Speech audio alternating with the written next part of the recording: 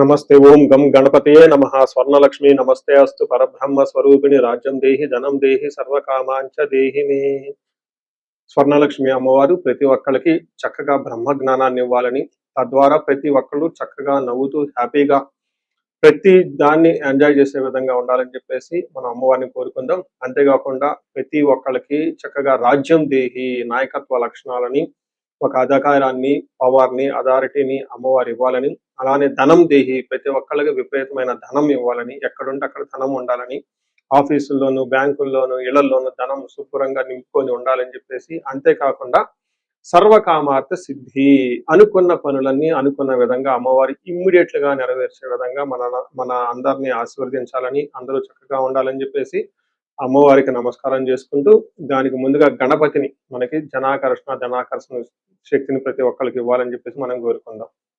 ఈ రోజు టాపిక్ మనం చూసుకుంటే గురువు మారుతూ ఉన్నారు. ఎప్పుడు మారుతూ ఉన్నారు? జూన్ 2వ తారీఖున గురువు మారుతూ ఉన్నారు. అయితే ఏంటి, నాకు లాభం ఏంటి, గురువు మారితే ఏంటి, దానివల్ల నేను నాకు అసలు ఏంటి అని మనం ప్రతి ఒక్కళ్ళు ఆలోచించుకుంటూ ఉంటాం.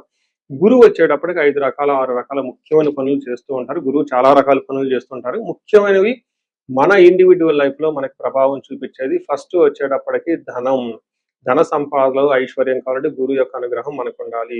రెండోది సంతానం, పిల్లలు చక్కగా ఉండాలి, వాళ్ళు చదువుకోవాలంటే గురువు యొక్క అనుగ్రహం మనకు ఉండాలి.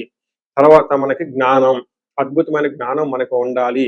ఓకే, మనం చేసేది మంచినా చెడునా దాని గురించి లోతైన అవగాహన ఉండాలి. మనం చదువుకున్న జ్ఞానం మనకు ఉపయోగపడాలంటే గురువు యొక్క కృప మనకు ఉండాలి. అంతేకాకుండా ధర్మచింతన, మనం ఫాలో అయ్యేది కరెక్ట్ మార్గంలో ఉన్నామా, లేదంటే సన్మార్గంలో ఉన్నామా, లేదంటే తెలవకుండా వేరే మార్గంలో ఉన్నామా, రాంగ్ గైడెన్స్ లో ఉన్నామా, రాంగ్ ఇన్ఫ్లుయెన్స్ తో ఉన్నామా, ఇలాంటి యొక్క అన్ని విషయాలు మనకి గురువు ద్వారానే తెలుస్తుంది. ధర్మచింతన అంటారు. అంతేకాకుండా దైవభక్తి, టీచింగ్, ఇలా రకరకాల విషయాల్లో బంగారు జ్యువెలరీ మనకి ఎలా ఉంటుంది ఏంటి, ఇలా ముఖ్యమైన యొక్క అంశాలు ప్రతి ఒక్కళ్ళ జీవితంలో గురువు మారటం ద్వారా మనకు ప్రభావితం చేయబోతుంటుంది. ఇది అయితే ఈ గురువు మార్పులో ఇంకా 2-3 ముఖ్యమైన ఇంపార్టెంట్ పాయింట్లు తెలుసుకోవాలి. ఫస్ట్, గురువు మిథున రాశిలో నుంచి కర్కాటక రాశిలోకి మారుతూ ఉన్నారు. ప్రతి సంవత్సరం గురువు ఒక్క రాశిలో తిరుగుతూ ఉంటారు, సంచారం చేస్తూ ఉంటారు. మిథున రాశి సక్సెస్ఫుల్ గా 1 year అంతా కంప్లీట్ చేసుకొని ఇప్పుడు వాళ్ళు కర్కాటక రాశిలోకి వెళ్తున్నారు. అయితే కర్కాటక రాశిలోకి 12 సంవత్సరాల తర్వాత వచ్చి ఉన్నారు కాబట్టి ఈ యొక్క కర్కాటక రాశిలో గురు సంచారం చాలా ముఖ్యమైనది. ఎందుకంటే కర్కాటక రాశిలో గురువు ఉచ్చ స్థానంలో ఉన్నారు. మంచి చక్కగా ఈ సంవత్సరం అంతా పిల్లలు ఎవరు పుట్టినా కానీ వాళ్ళకి గురువు జాతకంలో వచ్చే స్థానంలో ఉండి మంచి యోగ్యతను ఇస్తూ ఉంటారని మనం చెప్పుకోవచ్చు. సో ఈ యొక్క ఉచ్చ స్థానంలో ఉన్న గురువు సంపూర్ణమైన ఫలితాన్ని, చక్కటి ఫలితాన్ని ప్రతి ఒక్కరికి ఇస్తూ ఉంటారు. అయితే వాళ్ళ యొక్క ప్రభావం 12 మనుషుల మీద ఉంటుంది. ఈ మనుషులందరూ 12 రకాల రాశులుగా విభజించడం జరిగింది. కొన్ని రాశులకి, చాలా వరకు రాశులకి అనుకూలంగాను, కొన్ని రాశులకు ప్రతికూలంగాను, కొన్ని రాశులకి సామాన్యంగాను ఉండే అవకాశం ఉంటుంది. ఇప్పుడు మనం గురువు ప్రతి ఒక్కళ్ళ రాశులకి మేష నుంచి మీన వరకు ఎలాంటి ఫలితాన్ని ఇస్తూ ఉంటారు, ఆ ఫలితాలను మనం ఎలా ఎంజాయ్ చేయొచ్చు, ఇన్ కేసు ఫలితాలు గనక సరిగ్గా వాళ్ళకి అనుభవంలోకి రాకపోతే ఏం చేయాలి, అలానే కొన్ని రాశులకి ఖచ్చితంగా ప్రతికూలమైన పరిస్థితులు ఉన్నాయి, ఎలాంటి ప్రతికూలమైన పరిస్థితులు ఉన్నాయి, వాటిని తప్పించుకోవడానికి మనం ఎలాంటి పరిహారాలు చేసుకోవాలి అనేది కూడాను 12 రాశుల వైజ్గా ఆ రాశికి ఎలాంటి ప్రభావం ఉంటుంది, దానికి మనం ఎలాంటి పరిహారాలు చేస్తే చక్కగా ఉంటామో కూడా మనం ఈ వీడియోలో మనం చక్కగా తెలుసుకుందాం. మనం తులారాశి చెప్పుకుందాం. తులారాశి 2025లో బాగున్న రాశుల్లో, 2026లో కూడా బాగున్న రాశుల్లో ఒక రాశి తులారాశి. ఇప్పటిదాకా గురువు మీకు 9వ స్థానంలో ఉండి చక్కగా విశేషంగా లాభించారు. అయితే జూన్ తర్వాత 9వ స్థానంలో ఉన్న గురువు 10వ స్థానానికి వెళ్తూ ఉన్నారు. ఇక్కడ గురువు ఇప్పటిదాకా మీకు ఫ్రీ ఎంట్రీ పాస్ ఇచ్చేసినట్లు అనుకోవాలి. అయితే ఇక నుంచి మీకు రెస్ట్రిక్టెడ్ పాస్ ఇస్తారు. కొన్ని టర్మ్స్ అండ్ కండిషన్స్ తో మిమ్మల్ని ఫుల్ఫిల్ అయితేనే మీకు గురువు అనేది మీకు చక్కగా బెనిఫిట్ చేసే విధంగా ఉన్నారని గమనించాలి. మనం ఫస్ట్ అసలు గురువు 10వ స్థానంలో ఉంటే ఏం జరుగుతుంది అని మనం తెలుసుకొని ఆ తర్వాత రియల్ లైఫ్ లో ఇంప్లికేషన్స్ ఎలా ఉందో మనం చూద్దాం. మనకు సంస్కృతంలో మహర్షులు ఏం చెప్తారంటే, ధాన్యనాశ ధనచ్ఛేద వృధా సంచారణం భయం స్వజనైర్దూషణం చైవ దశమస్తే యథా గురువు అని చెప్తారు.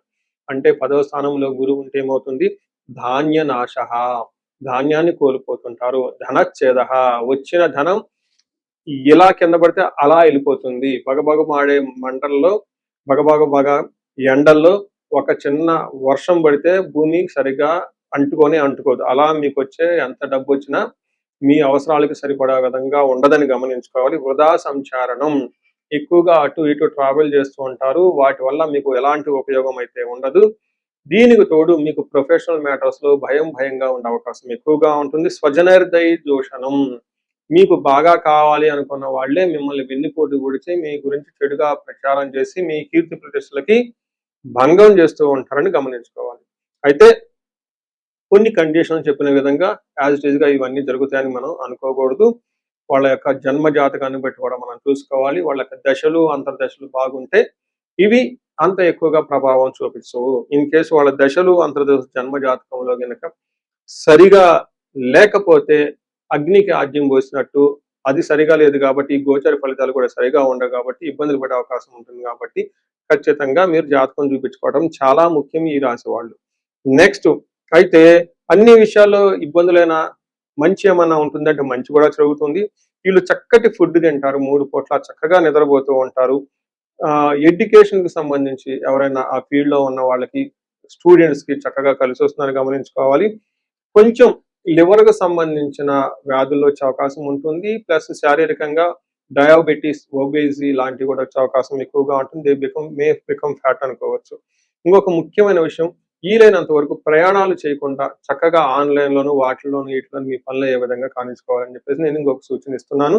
తర్వాత మనకి పురాణాల్లో ఒక స్టోరీ చెప్తూ ఉంటారు. ఏంటి అంటే శివుడు బ్రహ్మహత్య పాతానికి గురి అయ్యి ఆ యొక్క పాతకాన్ని తొలగించుకోవటం కోసం కాశీ పురవీధుల్లో తిరుగుతూ భిక్షం ఎత్తుకునేవాడు. ఆ టైంలో కైలాస పర్వతాన్ని వదిలిపెట్టి ఇది చేయటం జరిగింది. ఆ శివునికి 10వ స్థానంలో గురువు ఉండటం వల్ల ఇలా జరిగింది అని చెప్పేసి కొన్నిసార్లు కొన్ని పురాణ గ్రంథాలు వివరించడం జరిగింది. సో ఈ ప్రకారంగా కొంచెం మీరు అనవసరంగా సంచారం చేయటం, ట్రావెల్ చేయటం అవాయిడ్ చేయాలని చెప్పేసి నేను కోరుతున్నాను. అయితే జాతకం చూపించుకోవటం మీ రాశి వాళ్ళకి చాలా ముఖ్యమని చెప్పేసి గమనించాలి. సో చూశారు కదా, గురువు ఈ రాశి వాళ్ళకి ఎలాంటి అనుకూల ప్రతికూలాలు తీసుకొని వస్తున్నారు, ఫలితాలు తీసుకొని వస్తున్నారు, అనుభవంలోకి రాబోతున్నాయో ఈ జూన్ నుంచి 2027 జూన్ వరకు, 2026 జూన్ నుంచి 2027 జూన్ వరకు ఎలాంటి ఫలితాలు ఉన్నారో మనం తెలుసుకుందాం. అయితే గురువు యొక్క అనుకూల ప్రభావం మన మీద ఉండటానికి మనం కొన్ని రకాల పరిహారాలను ఖచ్చితంగా చేసుకోవాల్సి ఉంటుంది. ఒకటి, గురువుకి సంపూర్ణ శాంతి పూజలు చేసుకోవాలి. సంపూర్ణ శాంతి పూజలు అంటే ఏంటి చాలా మందికి అవగాహన ఉండదు. గురు గ్రహానికి మన శాస్త్రాల్లో, గ్రంథాల్లో ఏదైనా గనక ఒక గ్రహం మనకి సరిగా అనుకూలించకపోతే ఆ యొక్క గ్రహం యొక్క మనం ప్రతికూల పరిస్థితుల నుంచి అనుకూలంగా మార్చుకునే ప్రక్రియ ఉంటుంది. దీనికి పరిహారాలు అంటారు. మనకి శాస్త్రాలు ఏ విధంగా చెప్పారంటే గురువుకి జప సంఖ్య 16,000 సార్లు చేయాల్సి ఉంటుంది.